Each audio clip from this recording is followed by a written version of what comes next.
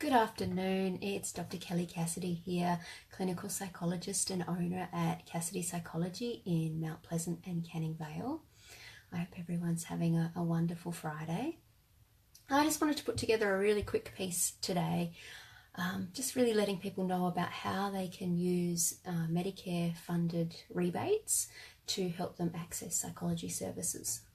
That's a really common thing that we deal with in our practice. And something that we're very familiar with, but not everybody is. So I thought I would just do a quick piece on that today. So what you need to do in order to get a Medicare rebate when you come and see a psychologist is first go and see your GP. And when you go and see a GP, first and foremost, if you're going on to see them in relation to a mental health concern, make sure you book a longer consult, okay? In order for them to prepare the documentation and make the referral that they're going to need to do for you to see a psychologist, they're going to need more than their standard 10 minutes or so that they allow for appointments. So there's my first tip.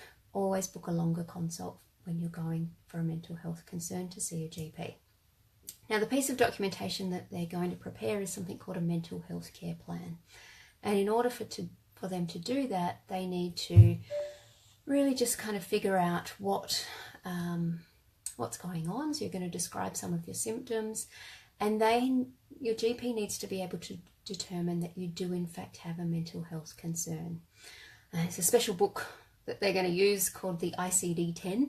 You don't need to worry about that, but your condition does need to be in a certain chapter of that book. So if you've got depression or you've got anxiety or obsessive compulsive disorder or an actual mental health concern, then you're covered, okay? But this Medicare rebate, the mental health care plan, doesn't cover things like couples counselling or psychometric assessments, those types of things. So you actually genuinely need to have a diagnosed mental health condition.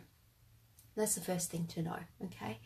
But assuming that that's all the case, the GP will put together that documentation and they'll make the referral up for you to go and see a psychologist.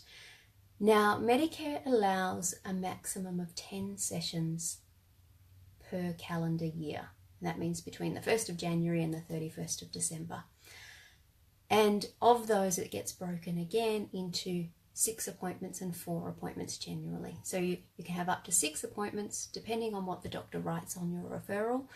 But after that, you've got to go back and see your GP again to get access to those next 4 sessions. Now, the rebate that you'll receive for that is depending on whether you're seeing a clinical psychologist like myself or a generalist psychologist. And the rebate will be $124.50 for clinical psychologists and $84.80 for generalist psychologists. As I said, for 10 sessions. Now, the other thing that I want people to be really aware of, and sometimes there's a bit of a shock and a surprise about this and a bit of confusion, is that there will be a gap payment. Whilst Medicare cover that amount, it doesn't fully cover, in most cases, the cost of seeing a psychologist. And so you are likely to have an out-of-pocket expense. It isn't a free service. There are some services that certainly do bulk bill, and that can always be discussed. However, in most cases, there will be an out-of-pocket expense, and I do want to draw people's attention to that. The other thing that I like to draw people's attention to is that 10-session limit, okay, and that can be very constraining. There's no guarantee and there's no reason why it's been set at 10 sessions. In fact, a couple of years ago, it used to be 16 sessions that you could get funded through Medicare in a year. And so that number is not determined by knowing that 10 sessions is all people need in order to deal with the concerns that they come along with.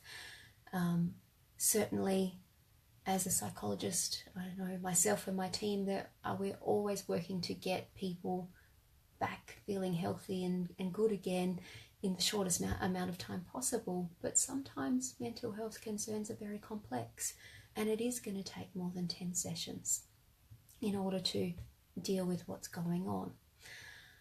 So I like to let people know that up front too, and it's something for you to think about. Now, that's not to say, oh, well, I just won't bother. Please do, but let your psychologist know. If you know that you can't afford beyond the 10 Medicare sessions, let your psychologist know, and you work to that limit and see what's available within that, okay? That's really important as well.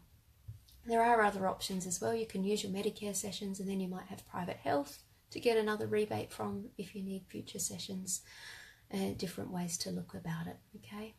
The other thing, certainly typically not around this time of year, but in the latter half of the year, your referral does refresh as of the 1st of January. So if you had your 10 sessions towards the end of the year, or you spaced them out to get yourself to the end of the year and you needed more, that refresh of your referral is a really good way to access additional sessions, okay? And that is also available to you should you need it. So in a nutshell, I think that's all. I'm just going to check my notes. I think they're the main things to be aware of. You've got to go to your GP first and get a referral. You've got to have a diagnosed mental health condition to access these Medicare rebates. And you have got a limit of 10 sessions per year, and there's likely to be an out-of-pocket expense, okay? They're my main tips and information I've got to share about mental health care plans and accessing Medicare rebates for psychology services. If you've got any questions, by all means call us at the practice. We're happy to answer them for you. Send us a comment down below and we can answer for you, or direct you to where you might need to go to get those answers. Okay? As always, here at Cassidy Psychology, we're working together with you to help you flourish and thrive. Have a wonderful weekend, and I look forward to coming to you again next week. Bye for now.